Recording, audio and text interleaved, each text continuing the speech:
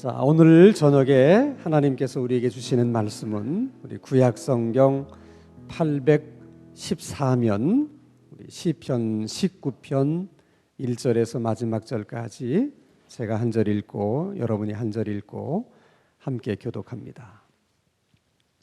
구약성경 814면 시편 19편 1절에서 마지막 절까지 한 절씩 교독합니다. 하늘이 하나님의 영광을 선포하고 궁창이 그의 손으로 하신 일을 나타내는도다. 언어도 없고 말씀도 없으며 들리는 소리도 없으나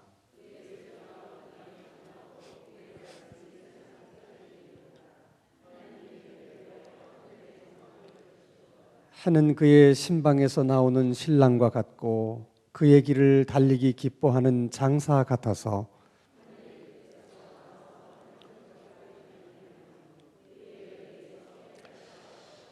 여호와의 율법은 완전하여 영혼을 소성시키시며 여호와의 증거는 확실하여 우둔한 자를 지혜롭게 하며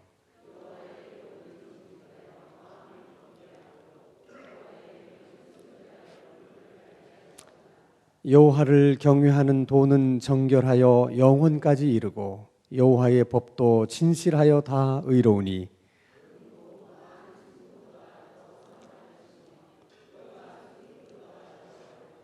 또 주의 종이 이것으로 경고를 받고 이것을 지킴으로 상이 크나이다.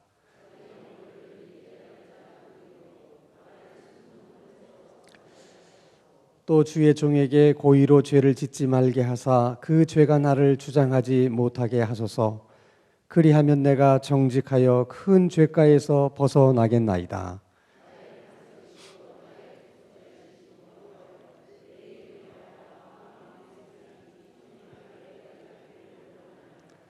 아멘. 예수 믿는 사람들은 누구나 한 번쯤 갖게 되는 고민이 있죠. 이왕 예수를 믿는 것인데 어떻게 하면 정말 예수를 한번 잘 믿을 수가 있을까? 이왕 신앙생활을 하는 건데 어떻게 하면 좋은 신앙인이 될 수 있을까? 하는 고민을 한 번쯤은 누구나 다 해보게 됩니다. 정말 여러분 한번 오늘 저녁에 우리 자신에게 한번 물어봅시다. 정말 어떻게 해야지 예수를 잘 믿을 수가 있는 겁니까?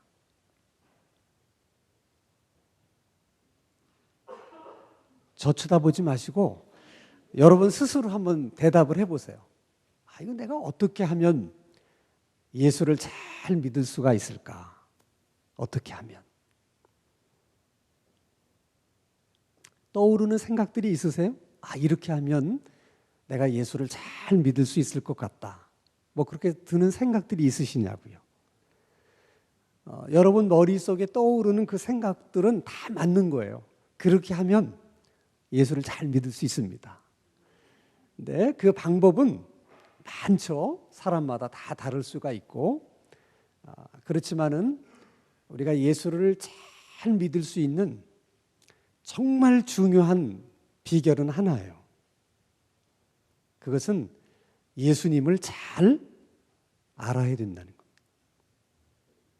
예수님을 잘 믿을 수 있는 가장 좋은 비결은 뭐라고요? 예수님을 잘 알아야 돼요. 세상에서 제일 무서운 사람 중에 하나가 누구냐? 무식하고 용감한 사람이에요. 그게 여러분 신앙인들에게도 해당이 되는 말입니다. 누가 제일 무서운 예수쟁이냐? 예수님을 잘 모르면서 하나님에 대해서 잘 모르면서 열심만 있는 사람이에요. 그런 사람들을 세상 사람들은 광신자라 그래요. 열심은 있어요. 뭐 세상에 뭐라도 다 할 것 같은데 근데 정작 그분이 믿는 하나님이 어떤 분인지 바른 이해가 없어요. 우리가 이단을 경계하는 것은 그들이 열심이 없어서가 아니에요. 그들 나름대로 신앙생활에 진지함도 있고 열심도 있고 열정도 있어요. 뭐가 문제냐? 하나님을 잘못 이해했다는 거예요. 그게 여러분 열심이나 열정에 비해서 별거 아닌 것 같지만 별게 아닌 게 아니에요. 만약에 여러분 자동차가 부산을 향해서 가야 되는 자동차인데 이게 길을 잘못 들어서 강릉 쪽으로 가면 빨리 가겠다고 속도를 내면 낼수록 부산으로부터는 더 멀어지는 거예요. 그러니까 하나님을 잘 모르고 믿으면서 열심을 내면 낼수록 하나님과는 점점 더 멀어지게 된다는 거예요. 그러면 우리가 어떻게 예수님을 잘 알 수 있을까? 그게 문제예요. 이게 쉽지가 않아. 왜냐하면 예수님이나 하나님이나 성령님은 우리가 연구해서 알 수 있는 분이 아니에요. 우리가 노력해서 알 수 있는 분이 아니에요. 그것은 꼭 뭐와 같으냐면 요즘 사람이 만든 것 중에 이 컴퓨터라고 하는 애물단지가 있어요. 얼마나 똑똑한지 몰라. 요즘 그 컴퓨터 칩이 들어간 청소기가 있는데 그 청소기가 알아서 이렇게 바닥을 다니면서 청소를 해요. 얼마나 영리한지 앞에 장애물이 있으면 안 부딪히고 싹 돌아서. 그게 또 여러분 방 청소를 하다가 어디 부딪혔다. 그러면 그걸 학습을 해가지고 그 다음에는 거기에 뭐가 있는 줄 알고 알아서 피해 간대. 똑똑해요. 여러분 요즘은 컴퓨터가 바둑을 두는데 웬만한 사람은 컴퓨터하고 바둑을 둬서 못 이겨요. 그 정도로 똑똑하다니까요, 컴퓨터가. 근데 아무리 컴퓨터가 똑똑하다고 해서 그 컴퓨터가 자기를 만든 인간을 정말 알 수가 있겠어요? 나를 만든 그 인간이 짜장면을 좋아하는지, 무슨 스타일의 옷을 좋아하는지, 어떨 때 기분이 나쁘고 어떨 때 기분이 좋은지 그 컴퓨터가 알 수 있겠어요, 없겠어요? 없어요.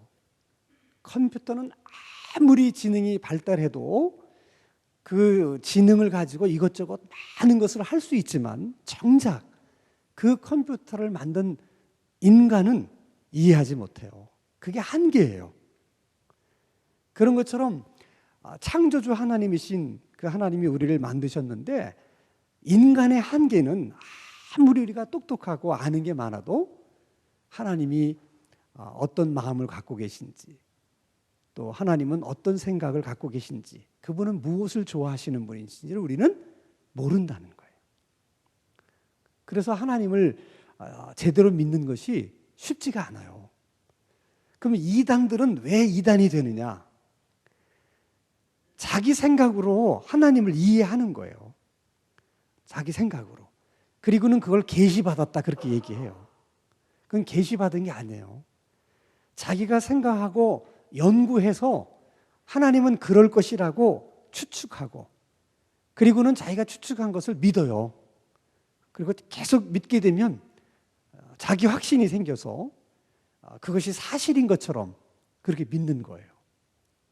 심리적으로 자기가 생각한 것을 자기가 믿으면서 이게 확실하다고 하는 것을 사람은 심리적으로 인정받고 싶거든요.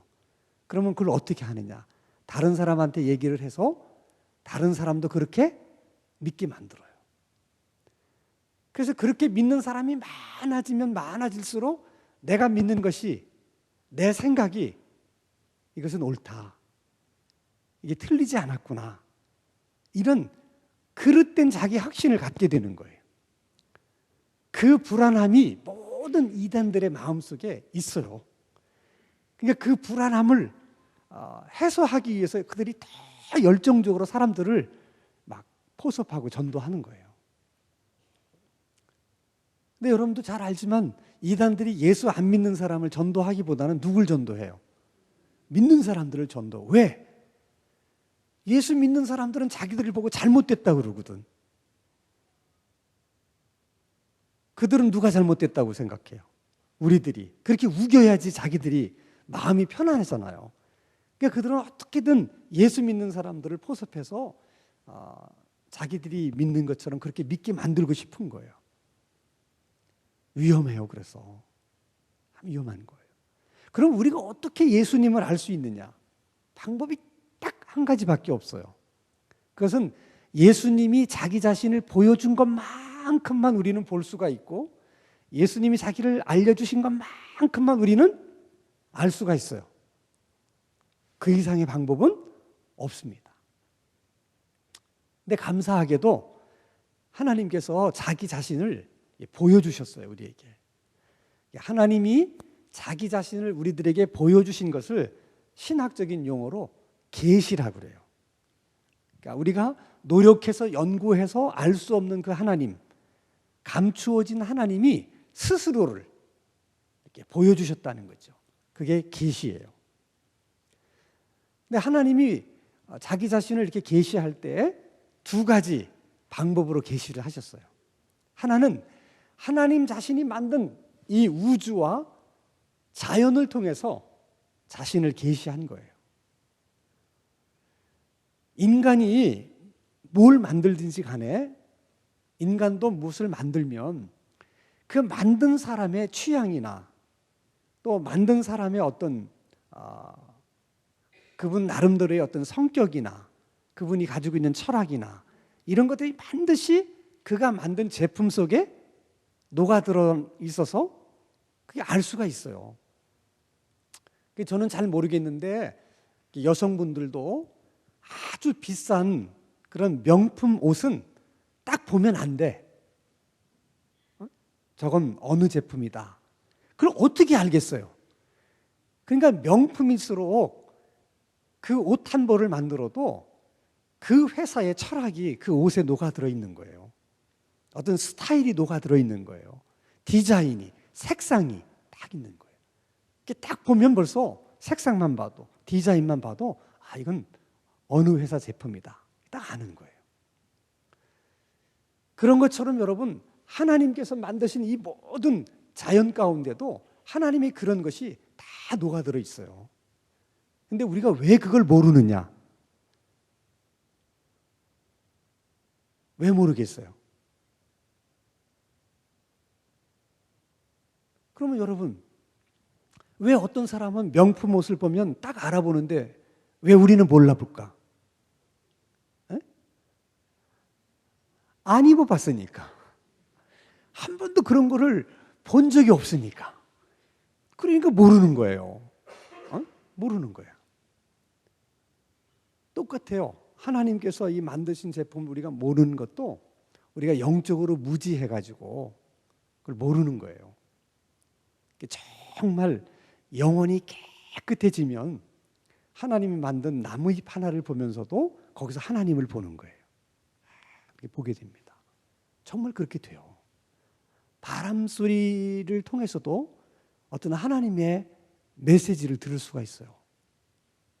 근데 우리가 다 죄로 인해서 영혼이 무디어졌기 때문에 한 번도 하나님의 그런 신성을 경험해 보지 못했기 때문에 모르는 거예요. 그걸 다 몰라요.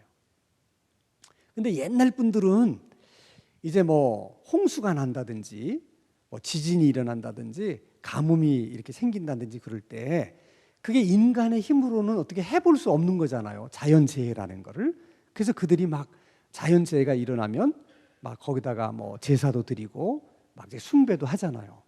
근데 그 옛날 분들은 단지 이런 지진이나 이런 홍수의 그런 재난이 무섭기도 하지만은 그 속에 인간의 힘으로는 감히 어떻게 범할 수 없는 어떤 신성함을 느끼는 거예요. 두려움. 그게 경외의 감정이에요. 그래서 그들이 자연을 섬기는 거야.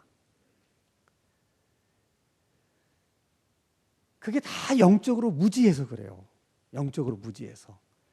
사실은 그런 자연 재해를 보면서 그것을 만드시고 운행하시는 누구를 보셔야 돼? 하나님을 봐야 되는데 그럴 하나님을 볼 수 있는 영적인 안목이나 실력이 없는 거예요. 다 우리가 무지해서. 이게 오늘 인간이 불행해지는 이유 중에 하나예요. 그러니까 그 자연을 만드신 하나님을 경배하고 예배해야 되는데 오히려 그 자연을 하나님인 줄 알고 그 자연을 예배하는 거예요. 그러니까 더 인간이 저주 속에 빠지게 되는 거예요. 점점 그러죠. 근데 그렇게 되는 과정 속에 항상 마귀가 역사를 합니다. 그러니까 인간이 불행하게 되는 것은 죄 때문이기도 하지만은 그 죄를 가지고 장난치는 마귀가 있어서 그래요. 그러니까 여러분들 다 그 이제 애 낳아서 이제 애를 키워 보셔서 다 알지만은 이제 어린 아이들을 다 이제 젖을 물려서 이제 이렇게 아이들에게 젖을 먹이잖아요. 근데 애들이 이제 젖 먹는 게 좋으니까 계속 젖꼭지를 물고 안 놓아주려고 그러잖아요. 계속 물고 있어요. 그게 좋으니까. 그럼 엄마는 일도 하고 그래야 되는데 계속 애가 젖꼭지를 물고 있으려고 하니까 어떻게 해요? 그래서 만든 게 공갈 젖꼭지야. 그래서 엄마 젖꼭지를 딱 빼고 순간적으로 공갈 젖꼭지를 딱 물려주면 애가 그걸 자기 엄마의 젖꼭지인 줄 알고 공갈 젖꼭지를 계속 빠는 거야. 그런 것처럼 마귀가 하나님을 섬겨야 되는 인간들에게 그렇게 하는 거예요. 그러니까 모든 세상 사람들이 섬기는 우상과 이단들은 전부 다 마귀가 뭘 갖다 준 거예요?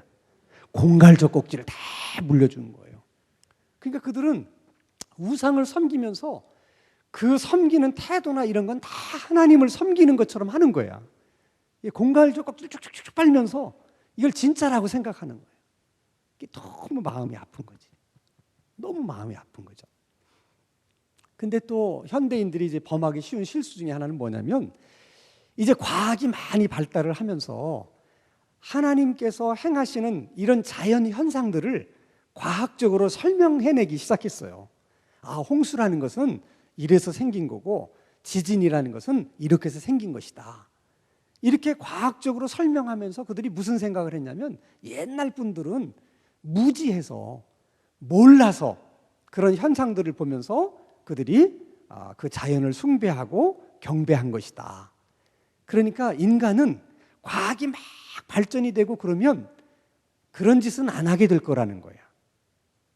그래서 과학자들의 생각 속에 어떤 생각이 있었냐면 좀 더 과학을 발전시키면 이제 세상에서 종교는 다 사라질 거라고 생각했어요. 그러니까 인간들이 종교를 갖는 건 다 무지해서 그렇다는 거야. 연약해서. 근데 과학이 발전하면 그걸 다 알아서 이제 사람들이 무지에서 벗어나서 이제는 종교를 믿지 않을 것이다. 이렇게 생각했어요. 근데 놀라운 것은 과학으로 모든 걸 설명해 보려고 하니까 그럴수록 오리무리중이야. 너무 과학적으로 설명하려고 하는 이 세계가 너무 오묘해가지고 들어가면 들어갈수록 더 깊은 거라. 최근에 과학자들이 우주에 관심이 많아요. 사람들이. 그래서 대부분의 다른 종교에서도 어떻게 생각하냐면 인간도 우주의 하나라는 거예요. 원래 우주와 하나였는데 이렇게 다 이제 분화돼서 이렇게 있다는 거야. 이게 결국은 궁극적으로는 어떻게 되느냐? 죽어서 다 우주의 품으로 돌아가서 다시 우주의 하나의 이제 합일체가 된다. 그걸 이제 구원의 완성으로 설명을 해요. 우주라는 걸 그렇게 보는 거예요. 그래서 그 신비한 우주를 계속 연구를 하는 거예요. 최근에 우주 과학자들이 밝혀진 일 가운데 하나는 뭐냐면 그들이 놀란 거예요.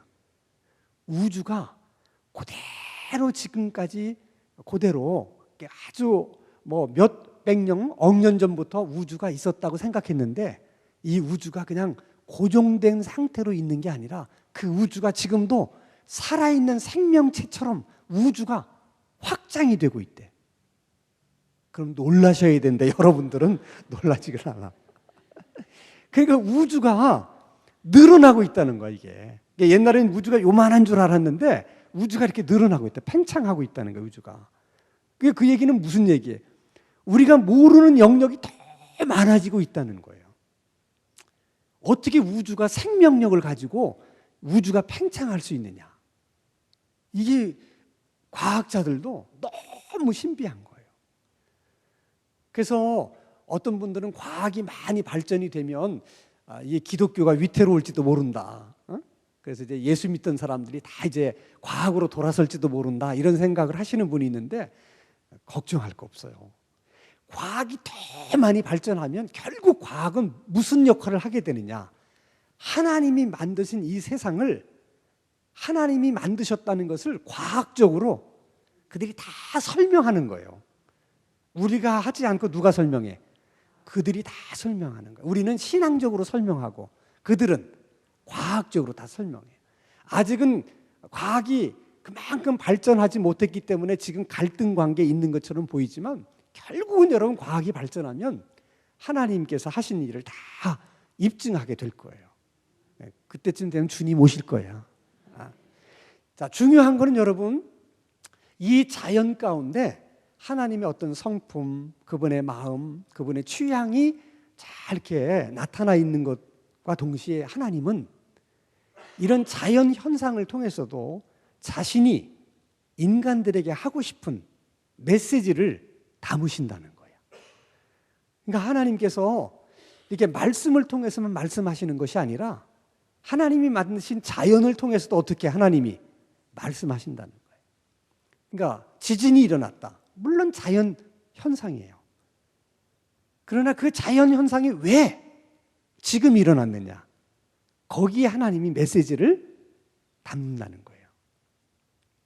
자, 지금 우리나라가 가뭄으로 지금 엄청 고생해요. 서울에 사시는 분은 아직 그걸 실감을 못 느끼는데 충청도 지방에 가면 지금 난리 났어요. 제한급수를 해요, 지금. 식당들마다 식당을 못 해요. 수돗물이 안 나와서. 그래서 굉장히 큰 저수지, 거기 낚시하시는 분들이 와서 늘 낚시하고 옆에 펜션들이 있고 이런 데가 다 문 닫았어요. 그 큰 저수지가 바짝 말라가지고 그냥 풀밭이 됐어. 굉장히 심각해요, 여러분. 지금 우리나라가 이런 적이 없었어요. 그러니까 지금 무슨 얘기하냐면 우리 사대강물을 끌어다 쓰자. 사람들은 이제 가뭄이 오니까 그런 방법으로 이 가뭄의 문제를 해결하려고 하는 거야. 물론 그렇게 하면 해결은 될 수 있을 거예요. 중요한 것은 이 가뭄을 통해서 하나님이 한국 이 사회에 뭔가 말씀하려고 하는 메시지가 있다면 4대강물을 끌어들여서 그 문제를 해결하는 것으로 끝날 수가 없다는 거야. 그러면 또 다른 문제가 생기는 거죠. 큰 메시지를 담고 있어요, 우리가. 그동안 우리가 열심히 일한 거 사실이에요, 한국 사람들이. 그래서 이렇게 경제 발전을 이뤄냈어요. 그러면서 스스로 우리를 굉장히 대단한 사람들로 생각해요. 아니, 또 대단해요, 사실은. 그러면서 우리가 잊고 있었던 게 하나 있어요. 하나님이 주신 것들에 대한 고마움이 없었던 거예요. 하늘에서 내리는 비, 다 이것을 우리 그냥 자연현상이라고 생각하고 을에 여름 되면 비가 내리는 거라고 생각했지. 이렇게 될 줄은 아무도 생각을 못한 거예요. 여러분, 비라는 거요, 하나님이 늘 여름철마다 주신 것에 대해서 감사함이 우리는 없었어요. 그냥 늘 그러는 줄만 알았어요. 근데 이렇게 되다 보니까 그게 아니야. 하나님이 우리들에게 주신 많은 것들에 대한 감사가 없었을 때 이런 문제가 생기잖아요. 이게 여러분 우리 경제에 얼마나 큰 영향을 끼칠는지 지금 아무도 예측을 못해요. 이건 보통 문제가 아닙니다. 이렇게 만약에 하나님이 하늘 문을 닫으시고 1년 아니면 2년 정도 더 이렇게 되는 날은요, 이건 정말 보통 문제가 아닙니다. 보통 문제가 아니에요. 이건. 그럼 뭐 하나님이 어떤 메시지를 담고 있는가? 세상 사람들은 그 부분에 대해서 이해하려고 하지도 않고 이해할 수도 없지만은, 그러나 교회는, 예수 믿는 사람들은 거기에 담긴 하나님의 메시지가 뭘까를 우리가 기도하면서 그 메시지를 우리가 들어야 돼요. 그래서 여러분 결국은 교회를 비방하고 예수 믿는 사람들 막 욕하고 우리가 또 욕먹을 짓도 한 것도 사실이지만은, 그러나 그래도 여러분 언제나 세상의 소망은 교회입니다. 그 여러분 어쩔 수가 없는 거예요. 교회가 바로 서야지 우리 사회도 이 민족도 바로 설 수 있는 거예요. 늘 여러분들이 그런 책임감을 갖고 또 수요일 날 나와서 기도하셔야 돼. 정말이에요, 여러분. 정말입니다. 이제 어떤 우리가 하나님께서 어려움을 만약에 주신다고 하면 그 어려움들이 어떤 것일까를 이렇게 생각해 보면 정말 너무 두려워요. 우리가 정말 이 시대에 깨어서 여러분 기도하셔야 돼. 그렇게 많은 하나님이 주신 것들에 감사하지 못하고 우리는 조금 뭐가 없는 것에 대해서 불평하고 원망하고 계속 그런 걸 가지고 시기하고 경쟁하고 미워하고 막 다 그렇게 살잖아요. 교회 안에서까지도. 안 돼. 정말 지금은 여러분 다 격려하며 살아야 될 때예요. 저는 우리 교회 교인들이 할 수 있으면 판단하지 말고 비판하지 말고 할 수 있으면 뭐만 하자. 격려만 많이. 그래서 나는 우리 교회가 그런 교회로 소문났으면 좋겠어. 신당 중앙교회 가보니까 그분들은 뭐 비판 안 하더만 뭐 판단하는 소리 난 들어본 적이 없어. 그분들은 그냥 막 격려만 하더만. 그 교회는 아주 격려하는 교회야. 좀 그런 소문이 났으면 좋겠어. 그러니까 우리에게 지금 필요한 건 비판이 아니에요. 지금 우리에게 필요한 건 판단이 아니야. 뭐가 필요하다고요? 격려가 필요해. 지금 우리들은 다 너나 할 거 없이 격려가 필요한 거예요. 여러분만 격려가 필요한 게 아니고 저도 필요해. 그러니까 다 격려하셔야 돼요, 여러분. 자꾸 이렇게 비판하지 말고 판단하지 말고 다 이렇게 격려하세요. 봉사하면서 특히 식당 봉사하시는 분들도 그냥 격려하세요. 뭐 비판하지 말고 왜 반찬이 뭐 맛이 그러지 말고 격려해요. 너무 오늘 반찬이 맛있었다고 이렇게 격려하시라고. 얼마나 수고가 많으시냐고 다 격려하셔야지. 자, 하나님께서 이렇게 자연을 통해서도 이제 이게 메시지를 주시고 자기 자신을 드러내는데 또 한 가지 방법이 있어요. 그게 이제 하나님의 말씀이에요. 자연은 간접적으로 하나님이 자기 자신을 계시한 거라면 말씀은 직접적으로 계시한 거예요. 그러니까 이 말씀 속에 하나님의 생각, 하나님의 마음 모든 게 다 들어있어. 그러니까 여러분 하나님을 제일 잘 알 수 있는 길은 뭐밖에 없다? 말씀밖에 없다. 그러니까 여러분 우리가 하나님을 잘 믿으려고 하면 뭐밖에 없어? 말씀을 잘 읽고 공부하는 방법밖에 없어요. 그래서 우리 교회가 이제 올해도 한번 성경을 읽자 그래서 열심히 지금 읽고 있잖아요. 읽어보니까 어렵죠? 어려워요. 근데 여러분 그 성경이 어렵다고 하는 거를 너무 이상하게 생각하지 마세요. 지금 하나님이 자기 자신을 소개하는 거잖아. 그게 어떻게 쉽겠어? 그걸 쉽게 생각하시면 안 돼. 어떻게 우리가 하나님에 대해서 우리가 아는 거잖아. 이게 쉬울 수가 없어요.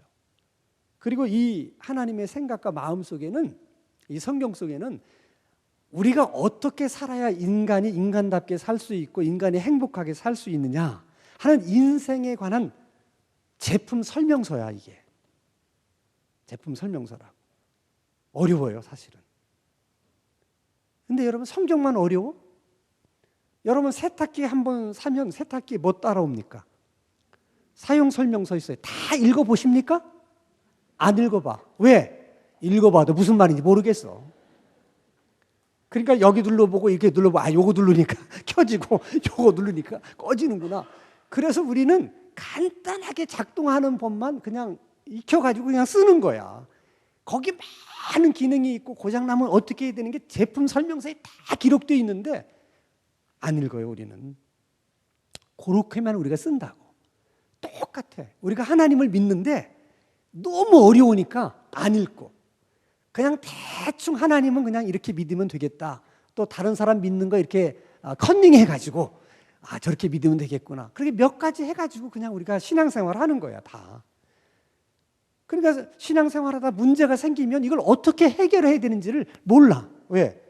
읽어봤어야지. 여기에 다 적혀 있는데. 그 모르면 어떻게 하느냐? 잘 아는 사람한테 어떻게 물어봐야 돼. 배워야 돼요. 가장 간단한 방법이야. 그러니까 길이 전혀 없는 게 아니에요. 모르면 어떻게 하라고? 물어봐라. 근데 얼마나 고집들이 센지 안 물어봐 또. 제가 이게 우리가 이제 성경을 읽다 보면 궁금한 점이 얼마나 많겠어요. 이 어려운 책에. 그래서 제가 모든 교인들 앞에 얘기했잖아. 읽다가 여러분들이 모르는 점이 있거든, 궁금한 점이 있거든, 무엇이든지 물어보세요. 함에다가 좀 적어서 내라. 그래서 나는 많은 분들이 그걸 적어내가지고 그거 언제 다 설명해 줄까? 난 그게 고민스러워가지고 얼마나 많이 냈을까? 이렇게 텅텅 비었어요.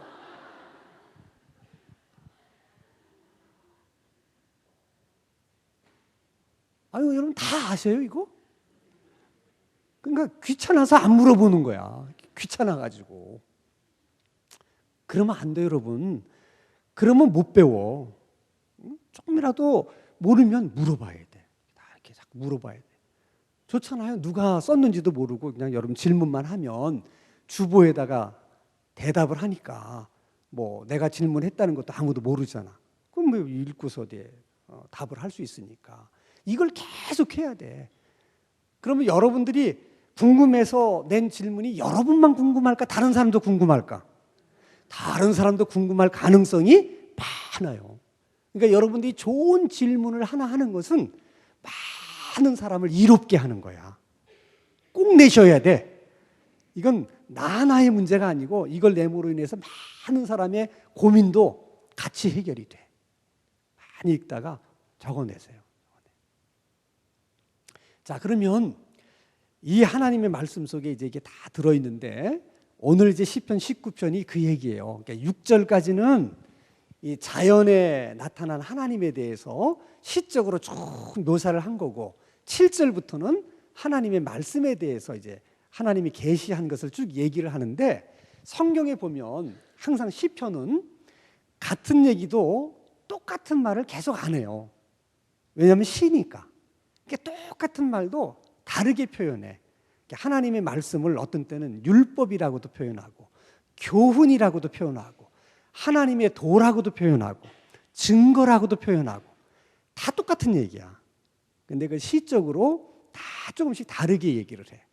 자, 그러면 그 하나님의 말씀이 우리들에게 어떤 유익이 있는가 하는 것을 시편 기자가 쭉 얘기를 합니다.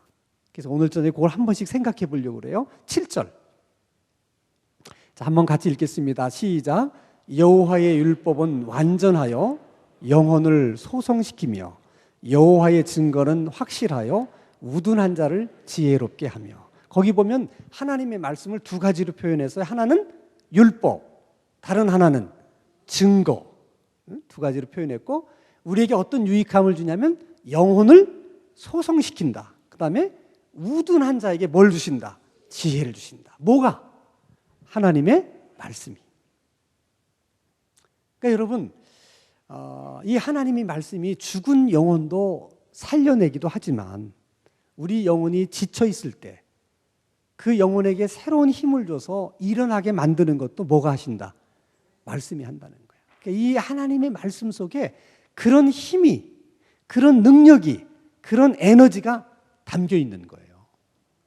굉장히 놀라운 책이야. 뿐만 아니라 하나님의 생각과 하나님의 마음이 이 속에 녹아 있기 때문에 이걸 읽으면 사람이 어떻게 된다? 지혜롭게 된다는 거예요. 지혜롭게 되는 이유가 뭐냐면 하나님의 생각과 마음을 우리가 알게 되기 때문에 그러는 거예요. 지혜라고 하는 것은 옳고 그름을 분별할 수 있는 능력이에요. 이것은 공부를 많이 하는 거하고는 상관이 없어요. 예를 들면 이 자리가 내가 앉을 자리인지 앉지 않아야 될 자리인지 그걸 분별하는 게 지혜야. 근데 아무리 공부를 많이 하는 사람도 그걸 구별해내지 못하면 어떻게 해? 앉을 자리가 아닌데 털썩 주저앉았다가 패가 망신하는 거예요. 누가 돈을 갖다 줬어. 그러면 이게 받을 돈인지 안 받을 돈인지를 구별해야 되잖아. 그게 지혜라니까. 근데 공부를 많이 했어. 서울법대도 나오고 이런 사람이 그걸 구분을 못 해갖고 덜썩 먹었다가 감옥에 가잖아. 그건 여러분 지혜롭지 못한 거예요. 얼마나 많아 주변에. 그래서 여러분 미국의 16대 대통령인 링컨은 사실 공부를 제대로 하신 분이 아니에요. 근데 그분은 정말 지혜로운 분이야. 근데 어떻게 링컨이 그렇게 지혜로운 사람이 될 수 있었느냐? 그의 어머니가 신앙이 참 좋은 분인데 돌아가실 때 링컨에게 이렇게 유언을 했어요.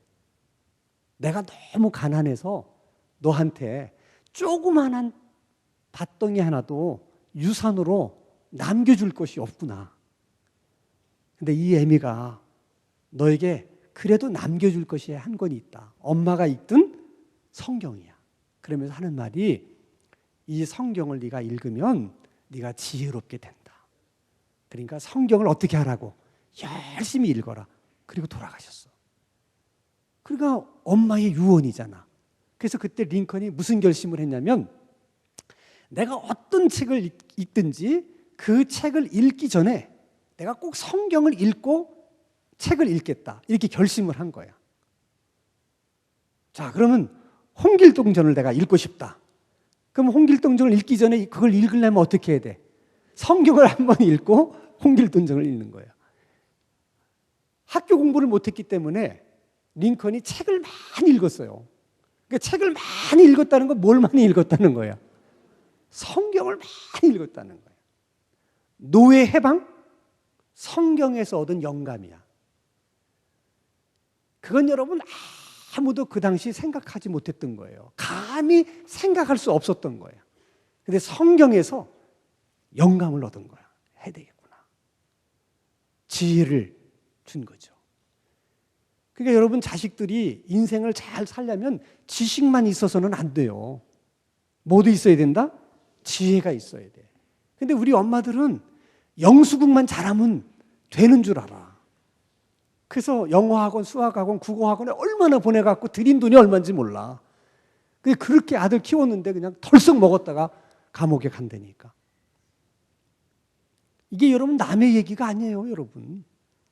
그러니까 공부를 잘하는 것도 중요하지만은 인생을 잘 살려면 지식만 많아서 되는 게 아니라 뭐가 있어야 된다? 지혜가. 그러니까 여러분 자녀들을 영수국 학원에 보내는 그 정성만큼이나 자녀들에게 성경을 읽을 수 있도록 여러분들이 배려하셔야 돼. 어떤 방법으로든 제일 좋은 방법은 여러분들이 자녀들 앞에서 성경을 읽는 모습을 많이 보여주는 게 좋아요. 그래서 훗날 여러분 생전에는 여러분 자녀들이 성경을 안 읽었지만 여러분이 세상을 떠나면 다 자녀들이 부모를 그리워하거든요. 그때 그 부모에 대해서 가장 아름다운 기억이 뭐겠어? 우리 엄마는 시간만 나면 늘 성경을 읽는 그 모습이 그 아이에게 가장 좋은 기억으로 남을 수 있는 거예요. 나도 한번 엄마처럼 성경을 읽어볼까? 이런 마음이 생기는 거예요. 근데 항상 여러분들이 자녀들 앞에 보여준 모습은 TV 앞에 앉아서 연속극 보는 거다. 그럼 뻔하죠, 뭐. 그러니까 연속극을 보지 말라는 건 아니지만 애들 없을 때는 연속극을 보시고 애들이 들어왔을 때는 잠깐 끄고 성경을 보시라고. 교육적으로라도 그렇게 해야 돼. 교육적으로라도. 그게 굉장히 중요한 거예요. 자, 그 다음에 성경은 우리를 영혼을 소송시키시고 또 우리에게 지혜를 준다. 그죠? 8절. 자, 여호와의 교훈은 정직하여 마음을 기쁘게 하고 여호와의 계명은 순결하여 눈을 밝게 하도다. 여기도 보면 두 가지로 얘기해요. 하나님 말씀을 하나는 교훈, 다른 하나는 계명. 주는 유익이 두 가지가 있는데 마음을 어떻게? 기쁘게 한다. 여러분, 하나님의 말씀은 우리를 자유케 할 뿐만 아니라 언제나 기쁨을 줘요. 하나님의 마음이 그거예요. 하나님은 어떻게 해서든지 우리들에게 기쁨을 주기를 원하세요. 자유함을 주기를 원하세요.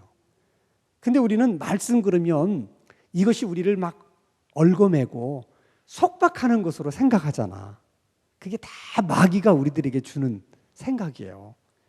물론 이 말씀으로 인해서 우리가 근심할 수는 있어요. 그러나 그것은 후회함이 없는 근심이야. 근심 끝에는 뭐가 있겠어요? 마음의 기쁨이야. 그것이 하나님의 본 마음이세요. 우리를 근심케 하려고 하는 것이 아니라 우리의 마음에 참된 기쁨을 주시기 위해서 잠시 우리를 근심케 하는 거예요. 꼭 이건 뭐와 같으냐면 어떤 선교사님이 이제 아프리카에서 선교를 하는데 어느 날 이상한 광경을 목격하게 됐어요. 조그마한 시내를 사람들이 이렇게 이제 건너는데 한결같이 다 무거운 돌을 하나씩 가슴에 안고서는 이 시냇물을 건너다라는 거야. 선교사 생각이 아니 왜 저 무거운 걸 지고선 끙끙하면서 건너가가지고는 다 거기다 이렇게 놓는 거야. 그럼 또 이쪽 사람이 이쪽으로 건너올 때는 또 그 돌을 잡고서 또 이쪽 와서 놓고 물어봤대. 왜 너희들 그렇게 무거운 돌을 가지고 건너서 거기다 갖다 놓고 또 올 때는 그렇게 그런 수고를 하느냐. 그랬더니 그 강물이 보기에는 천천히 흐르는 것 같은데 속에 물이 세게 흐르는 거라.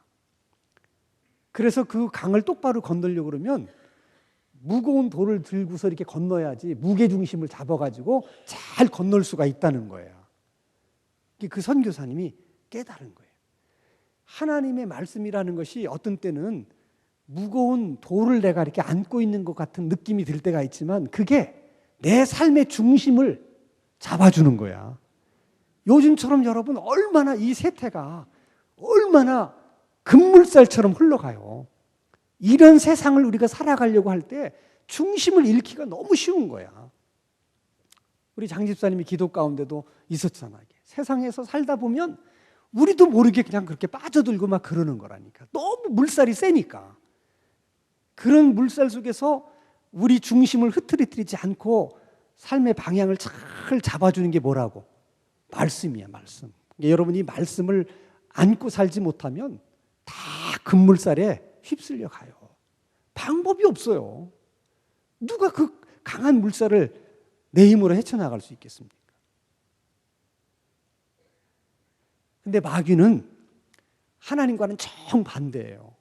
그러니까 계속 우리 마음에 근심을 심어주고 걱정을 심어주고 두려움을 심어주고 슬픔을 심어주고 계속 그래. 마귀는. 하나님은 그렇지 않아요. 그러니까 여러분 우리가 이렇게 가을에 낙엽도 떨어지고 그러면 좀 이제 사람이 좀 약간 우울해지기도 하고 인생이 뭐 이런 걸까 뭐 이렇게 그렇게 잠시 감정이 뭐 그렇게 하는 거는 사실 건강한 거예요. 근데 매일같이 염세적이 돼가지고 이렇게 되는 것은 그것은 하나님의 마음이 아니세요. 하나님 우리의 마음에 뭘 주고 싶어 하신다고요? 기쁨을 주고 싶어 하세요. 그 기쁨을 여러분 마음속에 얻기를 원하면 어떻게 하라고? 말씀을 열심히 읽어야 돼. 그 말씀이 우리에게 기쁨을 준다는 거예요. 마음에 기쁨을 준다. 그리고 또 하나는 말씀을 읽으면 눈이 밝아진다는, 눈이 밝아진다. 그래서 다른 사람이 보지 못하는 걸 봐요. 이 사람이 사기꾼인데 보통 사람은 그걸 몰라요. 되게 사기꾼에 넘어가는 사람들은 그 사람이 정말이라고 믿기 때문에 넘어가는 거예요. 의심하면 넘어가겠어요? 안 넘어가겠어요? 안 넘어가. 절대 사기꾼은 의심하게 하지 않아요. 진짜 같이 합니다. 그러나 눈이 밝은 사람에게는 통한다, 안 통한다? 안 통해요. 벌써 아무리 말을 정말 일사천리로 하고 해도 느낌이 느끼해. 이상한 거야. 그게 그런다니까. 말씀을 많이 우리 마음속에 담고 있으면 그렇게 느껴지는 거야. 그게 눈이 밝다 그러는 거야. 눈이 밝아져서 그런 걸 구분할 줄 아는 거야. 이게. 내가 이 장사를 해야 될지 안 해야 될지 이게 눈이 밝으면 그게 보여져요. 눈이 밝기를 원하면 토비콤을 드시지 말고 말씀을 많이 드셔야 돼요. 말씀을. 자, 세 번째 9절입니다. 같이 한번 읽습니다. 시작. 여호와를 경외하는 도는 정결하여 영원까지 이르고 여호와의 법도 진실하여 다 의로우니. 여기도 두 가지로 얘기하죠. 여호와 도라고 얘기도 하고 또 하나는 법이라고 얘기해요.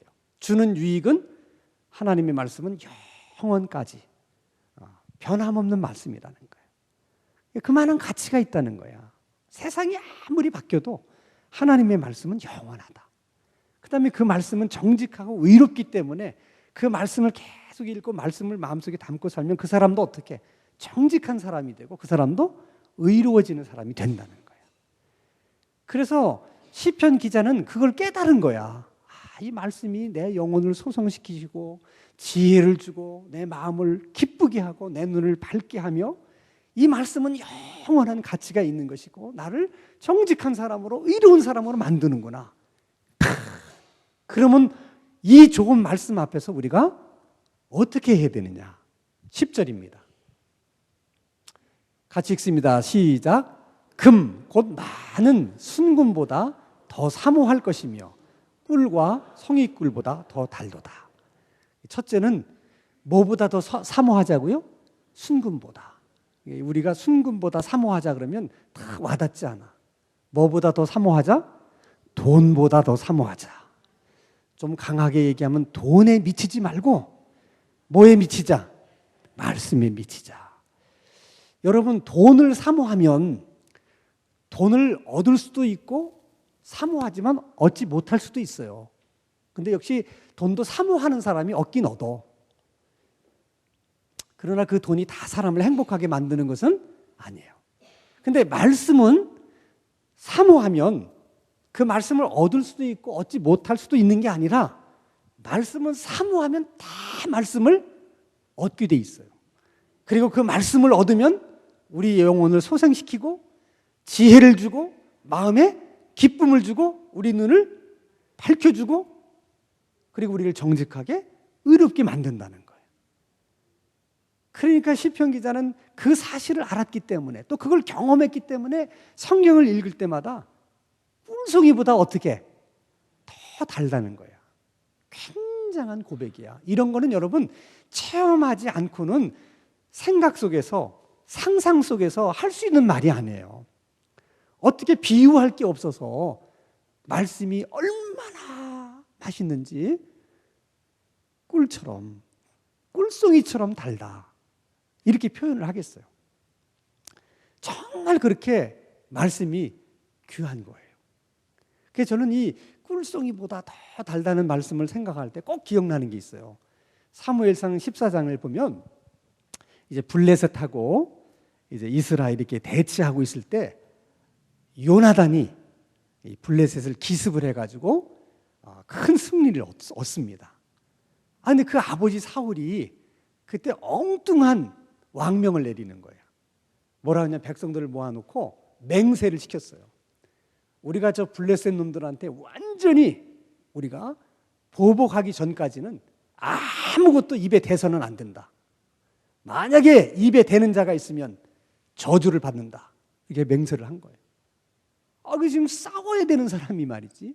전쟁을 해야 되는 사람이 굶으면 얼마나 힘들겠어. 그러니까 그들이 이제 숲속을 이렇게 거닐다 보니까 이 벌들이 말이죠. 딱 벌집에서 꿀을 쳐놓은 거예요. 얼마나 맛있게 생겼어요. 근데 먹을 수 있다 없다? 없는 거야. 이게. 왜냐면 먹었다 저주받을까 봐. 근데 그 아들 요나단이 아버지가 그 하는 말을 할 때 거기 없었어. 요나단은 그걸 못 들은 거야. 그래서 지팡이 끝을 갖다 이렇게 대가지고 딱 한 모금만 딱 맛을 봤어. 그런데 요나단의 눈이 팍 밝아지는 거야. 그러니까 여러분 피곤할 때 단계 들어가면 어떻게 눈이 번쩍 뜨잖아. 그런 것처럼 여러분 이 하나님의 말씀이라는 게 그래. 지치고 힘들고 이럴 때 말씀 하나가 번쩍 나를 새롭게 만들어주는 거야. 이게 어떻게 보면요 바카스야. 정말 그래요 여러분. 우리가 그래서 이 말씀을 사모해야 돼. 그리고 우리가 이렇게 말씀을 사모하게 되면 자연히 그 말씀 앞에서 우리가 보이는 반응이 있어요. 12절 첫째 반응은 같이 읽습니다. 시작. 자기 허물을 능히 깨달을 자 누구리요 나를 숨은 허물에서 벗어나게 하소서. 말씀 앞에 서면 나를 있는 그대로 이렇게 보여주는 거야. 그러니까 내가 얼마나 부족한 사람인가, 내가 얼마나 허물이 많은 사람인가 하는 것을 깨닫게 돼. 말씀 앞에서. 말씀 앞에 서면 누구나 다 작아지는 거야. 작아져요.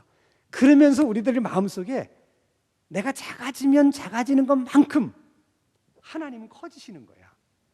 그래서 내가 작아지면 작아지는 것만큼 하나님을 예배하고 경배하고 싶은 마음이 막 드는 거예요. 근데 내가 커지면 하나님은 작아져. 그러니까 그 하나님을 예배하고 경배할 마음이 들어 안 들어? 안 들어요. 그걸 교만한 사람이라고 그러는 거야. 그러니까 내가 커지면 하나님은 작아지고 내가 작아지면 하나님은 커져. 그래서 14절에 마지막에 이렇게 고백을 해요. 아주 아름다운 고백이야. 이건 한번 같이 읽어야 돼. 너무 아름다운 고백이라. 같이 읽겠습니다. 시작. 나의 반석이시요 나의 구속자이신 여호와여, 내 입의 말과 마음의 묵상이 주님 앞에 연락되기를 원하나이다. 내 입의 말과 내 마음의 이 생각이 하나님 앞에 올려지기를 원합니다. 이게 예배야. 예배라는 게 그거예요. 우리 마음이, 우리의 고백이 하나님 앞에 올려지기를 원한다. 그러니까 하나님의 말씀을 읽고 하나님의 말씀에서 은혜를 받으면 자연스럽게 생겨지는 반응이 뭐냐면 내가 얼마나 부족한 사람인가를 깨달아지면서 하나님을 어떻게 한다고? 예배하는 사람. 그러니까 여러분 교회 안에서 이제 많은 분들이 이제 은혜 받았다는 얘기를 우리가 통상적으로 많이 해요. 나는 은혜 받았다는 분들의 얘기를 들으면서 어떻게 은혜를 받았는지는 잘 모르겠지만은 은혜를 받으면 반드시 나타나는 반응이 있어요. 저는 은혜 받았다고 할 때 그 세 가지로 항상 이렇게 검증을 해봐요. 근데 그 세 가지 중에 뭐라도 하나 있어야 진짜 은혜 받은 거야. 하나는 은혜를 받으면 말씀처럼 하나님을 예배하고 싶은 마음이 막 생겨. 그래서 하나님 앞에 드리는 예배의 태도가 달라져요. 은혜 받으면 그렇게 돼요. 예배를 드리고 싶고 잘 드리고 싶고 이렇게 예배에 대한 태도의 변화가 생겨요. 예배. 또 하나는 은혜를 받으면 우리가 믿지 않는 사람들을 전도해야 된다는 부담감이 생겨요. 그러니까 내가 전도는 하지는 못한다 하더라도 늘 마음속에 그래도 믿지 않는 사람을 보면 어떻게든 전도해서 예수님을 믿게 해야 되는데 하는 마음은 항상 있는 거야. 그게 은혜 받은 사람이야. 은혜 받은 사람. 은혜 받은 사람은 항상 그 생각이 떠나질 않아. 항상 누굴 만나. 또 하나 은혜를 받으면 누군가를 이렇게 섬기고 싶어요. 응? 다른 사람을 이렇게 말에서나 행동에서나 자연히 그래. 여러분 은혜 받은 사람이 차 타고 가다가 누가 싹 앞에 끼어들었다 그래서 이렇게 돼요? 은혜 받으면 끼어들어도 배려해주고 싶으니까 은혜 받으면 그렇게 돼. 그러니까 은혜를 받았다 그럴 때는 꼭 세 가지 중에 하나의 변화가 있어야 돼. 예배에 대한 변화가 있거나 또 이 전도에 대한 변화가 있거나 뭐에 대한 변화? 섬김에 대한 변화가 있어. 그렇지 않고 나 은혜 받았다 그건 느낌이야. 그냥 자기가 그렇게 느끼는 것이지 진짜 은혜를 받은 게 아니야. 은혜는 사람을 반드시 변화시켜요. 하나님이 주시는 은혜는 그런 능력이 있는 거야. 그냥 그렇다 하고 느낌 정도로 끝나는 건 하나님의 은혜가 아니야. 하나님이 주시는 것은 그런 파워가 있어요. 사람을 변화시키는 파워가. 그러니까 여러분도 마찬가지야. 쭉 신앙생활 하면서 내가 정말 하나님 앞에 은혜 받는 생활을 하느냐 하는 건 항상 이 세 가지에 어떤 변화가 있는가 하는 거를 여러분 스스로가 봐야 돼. 자, 그러면 우리가 예수님을 잘 믿으려고 그러면 예수님을 잘 알아야 된다. 하나님을 잘 믿으려면 하나님을 잘 알아야 된다. 그러면 기도는 누구한테 하는 거야? 하나님한테. 그러면 기도를 잘 하려면 다시 물어보겠습니다. 예수님을 잘 믿으려면 어떻게 해야 된다고요? 예수님을 잘 알아야 돼. 하나님을 잘 믿으려면 하나님을 어떻게 해야 돼? 잘 알아야 돼. 근데 우리가 하나님 앞에 기도하죠. 우리가 하나님 앞에 기도를 잘 드릴 수 있으려면 하나님을 잘 알아야 돼. 여러분 하나님을 잘 모르고 여러분들이 아무리 기도를 열심히 한다 한들 무슨 의미가 있겠어요? 하나님의 마음은 이쪽인데 여러분 그 마음도 모른 채 이쪽으로만 계속 기도하면 아무리 울부짖어 기도하고 세게 기도해도 되겠어요? 안 되겠어요? 안 돼.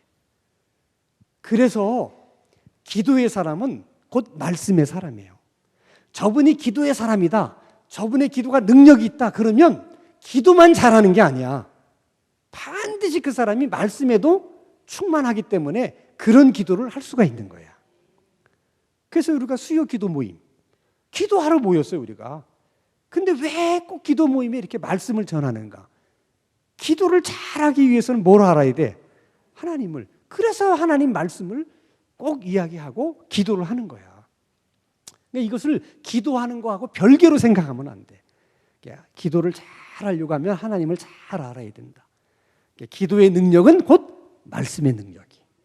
그래서 이렇게 수요 기도에 열심히 나오시는 단골손님 되시는 여러분들에게 하나님께서 다 여러분을 기도의 사람으로 만드시기 위해서 말씀의 능력을 주시고 말씀의 사람으로 만드시기를 주님의 이름으로 축원합니다.